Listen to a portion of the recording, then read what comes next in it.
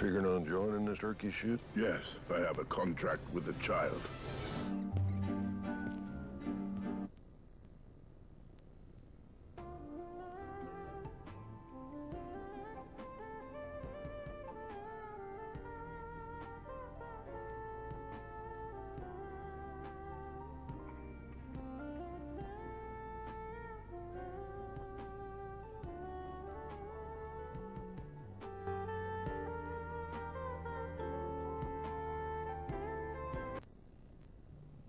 Good evening, and welcome to Comcast Community Concerns. I'm your host, Ben Hasan.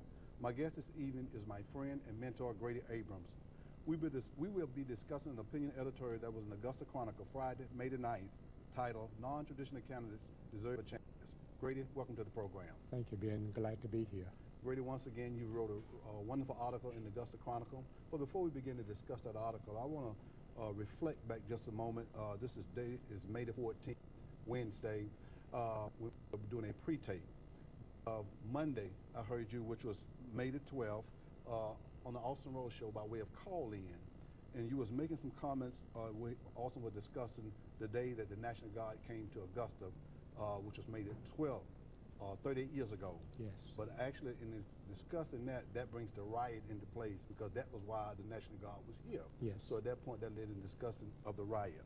Was very interesting to me when you called in some of the insight that you shared about what was actually happening in that climate at that time to produce a riot.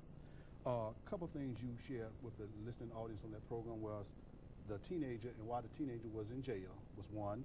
Another was that 2 officers was charged with the killing of the innocent, of the people who were killed during the riot, which was a total of 6 people, and they were exonerated. But more important to me on a personal level, that the calling of the Governor Lester Maddox at that time, if I'm not mistaken. Is that correct? Yes. Most people thought the local officials probably did. I want to make a clear distinction here. We're not talking about the call to bring the National Guard in here, but in terms of putting the governor on notice that there was potential trouble here before the day prior to the riot. You said that you made that call to the governor. Is that correct? Yes, I made that call after I left Tabernacle Baptist Church that Sunday night. I had sensed We're talking May the 10th now. May 10th, Sunday night, we met at Tabernacle Baptist Church. After meeting with the District Attorney, Ara Barden, and the sheriff at that time was Fitz Atkins. We had Charlie Harris, who was a black activist in the community at the time. Charlie Harris and I went into jail, the old jail on 4th Street, and met with the District Attorney and the sheriff to try to find out what happened to Charles Oatman, who was 16 years old at the time, who had been murdered in the jail. But they didn't have any satisfactory answers to our questions. And we decided to leave the jail and go meet and decide what we were going to do next. Reverend Hamilton, who was also a city councilman at the time, I was a city councilman at the time, Reverend Hamilton invited us to come to his church, Tabernacle, and meet there.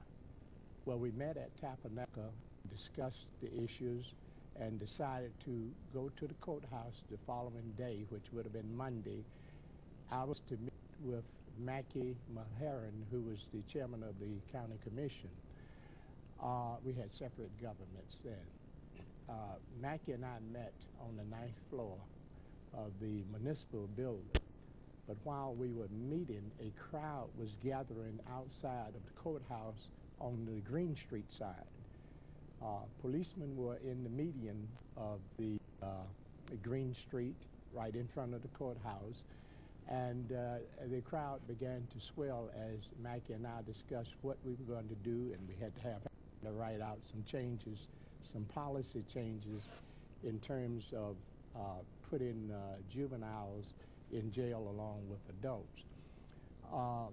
We had Lieutenant Tommy Olds in the room with us, and he was keeping vigil of the crowd below.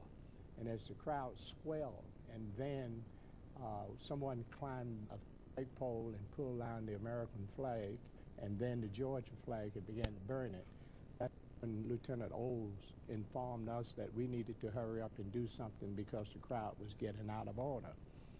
Well, we hurried up and finished our memo. I went downstairs to address the crowd to tell them what we had done. We had decided that we were going to remove all of the juveniles out of the county jail and send them to the Youth Development Center. The crowd was in no shape to listen to me when I got downstairs. They were kind of out of control at that point. Reverend Arthur Sims, who was the pastor of First Mount Moriah Baptist Church at the time, tried to address the crowd, but they would not listen to him either. At that time, Reverend Sims suggested that we leave the courthouse and go to 9th and Gwinnett Streets and rally at that point. We left the courthouse, and as we were walking down 9th Street, right in front of the old YMCA on 9th Street. I was raised right down the street from it. Right down across the street from it, huh? Right. Well, anyway, when we got there, a Riceboro Road bus was passing by. This is a public bus. And someone tossed a rock at that bus. And from that point, other people began to pick up rocks and throw at buses and at any white passenger or driver that was passing by. And the riot just started at that point, and I think some action took place on Broad Street and maybe up on the hill. But that was the center of the action right there at 9th and Gwinnett Streets. Okay, so now that's pretty much May 11th, the meeting with Malcolm O'Haron and all of that, the day of the riot, May 11th in 1970. But let's go back to May the 10th, because that's when you said you called the governor at the time, Governor Lester Maddox. You called him the day prior. What was the impetus for you that you felt that you needed to call him, and this is the day before the riot? Well, after the meeting at Tabernacle, coming outside, sensing some of the elements that were in the community, and there was an element in the community that, in my opinion, desired a riot, because that would give them some publicity and would satisfy what they wanted to happen. Out of frustration, perhaps, they wanted a riot.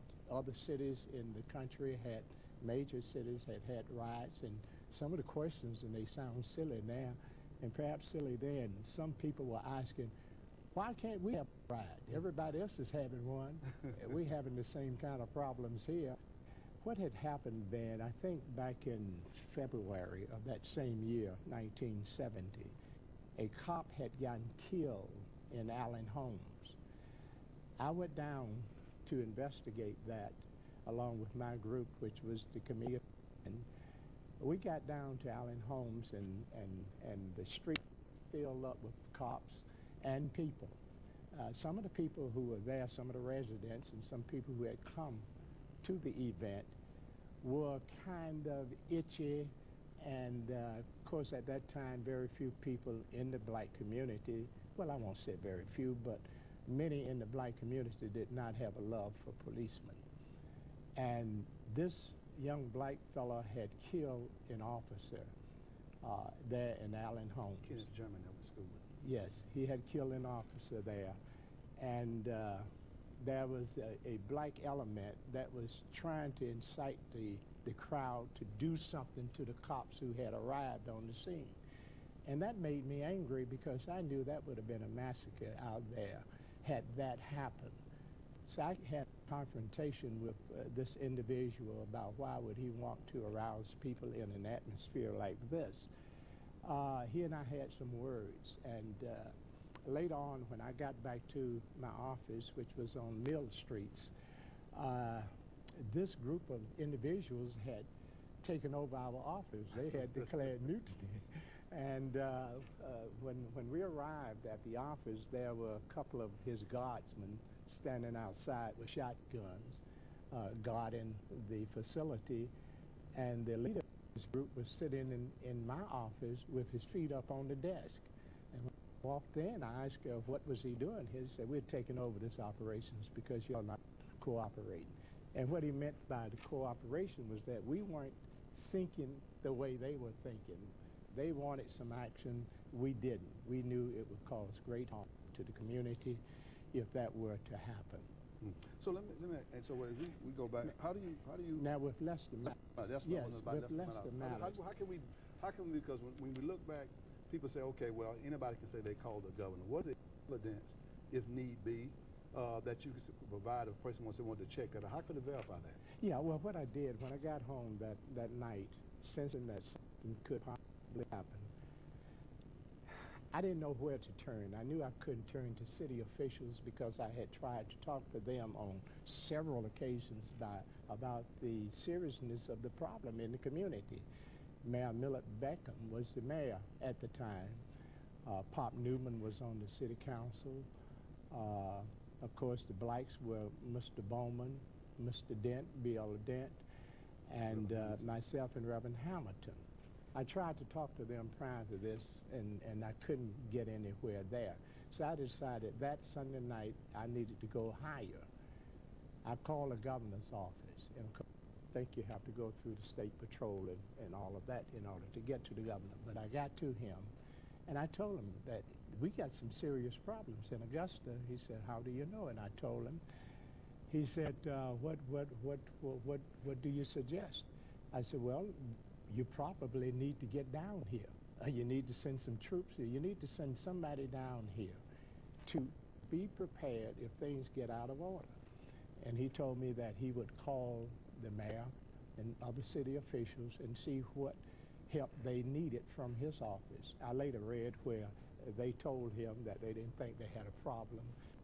The governor did not send anybody down that Sunday night, but after the riot, and on the 12th of May, he did have to send National Guardsmen here in order to quell the riot and to keep the peace. That brings up a very interesting question for myself, and that is we accept it as fact of what you just said in terms of calling the governor, but also I've seen you address publicly or address or in writing a lot of the different issues that you see may not rise to the level of a riot, but it can also set the table for a potential riot down the line, but things that you saw could also, you feel that can break up a community that has potential to be unified in terms of just from a racial perspective.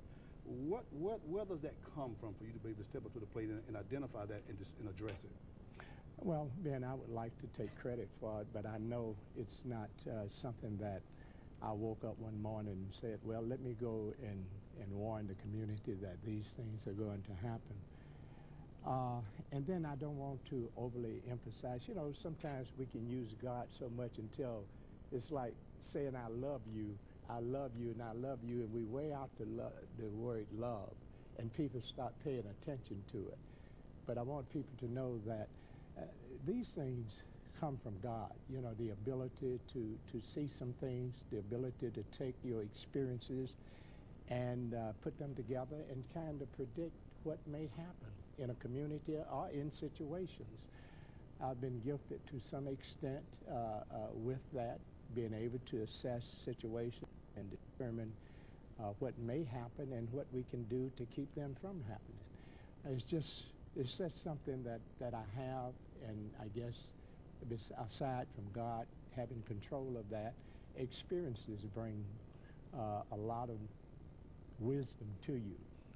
You gain the knowledge out of the experience, but you take that knowledge and you use it in an effective way, which I call wisdom, and I would like to thank God for the wisdom that he gives me in that arena. A lot, but as of recently, some of the things that, when I say recent, I'm speaking about in the last couple of years, some of the things you've written on an element that you thought was very, very detrimental to the spirit of this community, one hand, but on the other hand, there was a position that the delegation took against an individual in this community. You wrote an article in reference to that. On the very, very negative element, you've also talked about it publicly on the radio, wrote articles about it. So my question is, with that also you become labeled in a certain manner. Does that have an impact on your spirit when people begin to label you based on a position that you feel is right? Well, you know, being human, you want people to accept you and appreciate you. And to that extent, yes, it does. But then, you know, there's a greater mission than just going out trying to receive the applause of people. I believe there are things that you must say and things you must do, and not depend on licking your finger and sticking it in the wind to see which way the wind is blowing. there's an urgency to say things that will make this community safe and secure. And when I see those things that may bring harm to the community, I try to address them. For instance, with the Dave Barbee situation. I call him Dave Barbee. I know people laugh at it when I, when I put the emphasis on the B too. But on Dave Barbee's situation, a delegation that was jumping on a man who had every right to express his opinion, and especially privately with the Boatmans whom he had ridden, email. And for the especially black delegation to jump on him and make that a racial incident, I thought that was not right. None of them would have wanted that to have happened to them. And we have to stop seeing things in terms of race, but in terms of what it is. We need to address the subject matter. We need to address the issue and not insert race into the issue, which makes it complicated and almost impossible to solve. Once race is put into a situation, you have division and there's no coming together. And I thought those fellows should have, if Dave Barbee, if they thought they had done something wrong, they should have forgiven him. They should have shown what they learned in church on Sunday and throughout the week and at Bible study. Put these things to practice. Just because you're a politician doesn't mean that you can't have principles that guide you in an ethical and a moral way. And I thought it was immoral to crucify this man for something of that nature. And that's why I spoke out on it. I thought it needed to be spoken out on. Okay, great. We're going to take a commercial break. When we come back, we're going to begin to discuss the opinion editorial that you wrote to the Augusta Chronicle. We'll be right back. We're going to take a commercial break. Do you need your computer repaired or your office network maintained? Call the certified experts at 4T's Computers. They have the largest staff of certified technicians in the CSRA, with hundreds of computers repaired monthly and multiple maintenance contracts with small businesses and organizations. All work is guaranteed, and our motto is do it right the first time. We have the largest selection of refurbished computers in the area. 4T's has 2 locations to serve you, 5 on Bobby Jones Expressway across from Home Depot, and Windsor Plaza next to the post office on Peach Orchard Road. For quick and friendly service, come to Quickway Florists. Call our professional staff to inquire about beautiful fresh-cut arrangements, seasonal bouquets, centerpieces, and more. Let us help customize your funeral designs. Or stop by one of our pre-arranged bouquets. For all of your floral needs, call Quickway Florists, flowers for all occasions. Located at 1335 Druid Park Avenue in Augusta. Quickway Florists.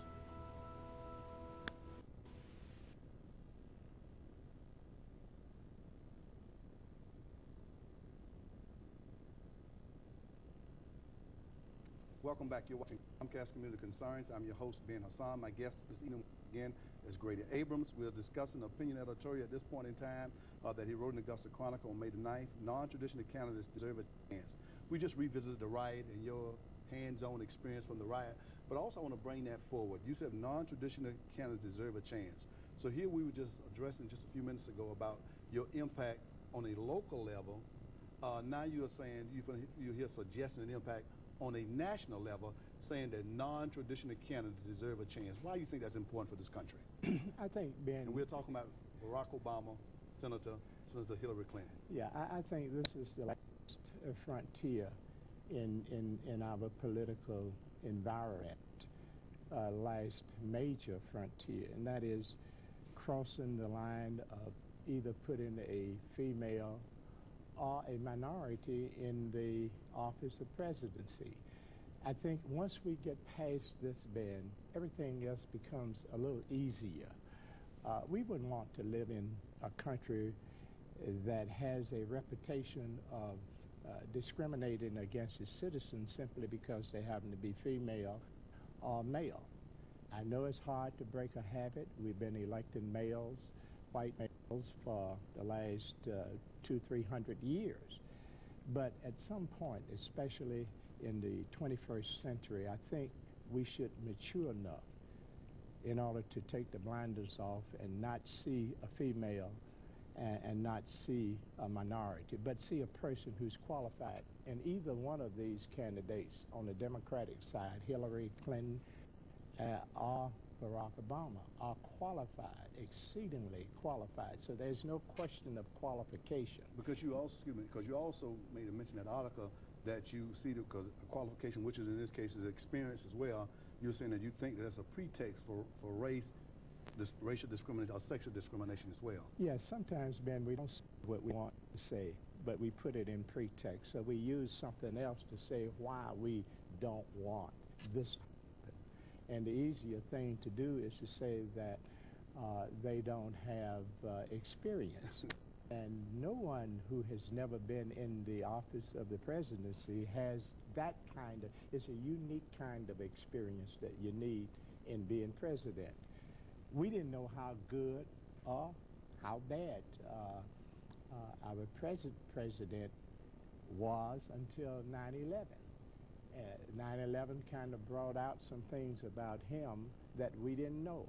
So you have to really be in the office before we can make a determination as to whether you were really good for that office. We've had some well-qualified people whom we thought and had experience that would make a good president, and they turned out to be a failure. So also in the article you make mention that historically the minorities and women have been allies in this course of this political system. But at this time you have a grave concern that they're going to nullify each other in terms of where they are and taking the shots at one another the longer this thing progresses, the longer, but just the climate they've created for themselves. Do you see a change in that? Or do you see that that's going to happen at the end of the day? You know, it's a natural phenomenon for two distinct groups or two distinct people or positions to have conflict. And you exacerbate those conflicts when you have a contest. The things that will come out just naturally because you're different exacerbated because you're now in a contest. So it's a natural occurrence that Hillary being a female and Obama being a minority would have those conflicts, even if you had two minorities running for the office. There would be some area of conflict between them. It could be cultural conflict, it could be religious conflict, it could be what they feel about abortion, but there's a natural conflict between female and male. So let me ask you this then. At this point in time, we're talking about this May the 14th, we're doing a pre-tape here. Senator Clinton just won West Virginia last night, hands down, was it as well. But what about in terms of if we were normally natural allies, minorities and women, is it viable, is it realistic that they need to be on the same ticket because they both have a core group that is getting entrenched, they won't budge? Do they need to be president and VP? Well, the question is, does either one of them want to be on the ticket with the other one? And when I say on the ticket, you have to be going on it as a vice president. I think both of them want to be president. But you know, there are two schools of thoughts on that. There are some people who are saying that will enhance the ticket with both Hillary and Obama being on the ticket. And there are some who are saying that either one would bring the kind of baggage to the ticket that is now preventing certain groups from voting for them. Take the white male, for instance. Some are saying that Obama can't bring them along, even if Hillary came with Obama, that group will tend to go toward McCain. Is this a cultural thing or a racist thing? What's happening on here? Sexist thing? What's happening here? You know, Ben, we talk so much about race, but I have come to the conclusion that many of our problems aren't racial at all, but rather cultural. They have a cultural content more so than racial. Racial is, to me, is a phantom thing. It's something you really can't put your hand on. When all else fails, huh? Use race. When all else fails, you have to bring race out of the closet and insert it into the conversation. But I think the thing that brings us together, divide us, are more cultural than racial. And if we talking about bringing people together, then we need to work on the cultural things that bring us together. For instance, here we know a little bit about the Chinese culture because we go to the Chinese restaurant and eat their food. At one time when I was coming up, there wasn't a Mexican in town, at least a Mexican that had a Mexican restaurant. Now we've been introduced to the Mexican culture through their food. If we want to get people together, we're going to have to bring them together through cultural things and not through racial things, because you can't bring people together racially. They just don't come together. That's like oil and water. If it haven't happened on those two parties, personal interest, and you can't, like I said, you can't oil and water, you ain't gonna make it. You can't make it happen. You can't make them happen, and we shouldn't try to make people come together based on race. People of all races should have the freedom to choose who their company is, who they're associated with. Well, let me ask you, okay, what is the view and all this looking to say? Okay, well, didn't Dr. King strive for integration? So are you speaking against what he spoke against? Well, integration and wanting to bring people together racially are two different things. We can integrate, that is, have the opportunity to take advantage of things that are around us and not be prevented from doing that. Now, the integration part of it is left up to the individual, whether he wants to integrate into the larger society. I think what Dr. King did was present the opportunity for integration, and not so much to integrate, but give us, take the barriers away. And the only reason we needed integration, not so much to be next to white people, but to open some of those doors that have been closed to us because we were segregated. But racially, we will be integrated racially, but more so integrated culturally. How we do things, what we eat, how we treat one another, how we respond, how we worship. These are the things that bring us together. On the Gulf Coast, you can get white and black together on the Gulf Coast, and I played in a lot of tournaments, and we hug one another, and we laugh, and we have a good time because we have something in common. Once we leave that Gulf Coast, he goes to his common thing, I go back to my common thing. Those are things that bring me within other groups of people. Musicians get along with one another racially, and culturally because they have something in common. Artists get along fine. It doesn't matter what color you are. Final question here. In terms of Augusta and in terms of our nation, have we made any progress? Sure we have. We can't sit here and say we haven't made progress. Now, that progress may be relative, okay? It's relative to where we are. It's relative to the opportunities that we've taken. There could have been a lot more progress, and it has nothing to do with the man holding us back as being a reason why we haven't made progress. I think in this day and time, a lot of onus is on us. We are holding ourselves back by not taking advantage of those opportunities that are out there for us. And they are in the education field, they're in the housing market, they're in the job market. We need to take advantage of those opportunities in order to up that progress that we're making. Do you see enough of us doing that? No, we aren't.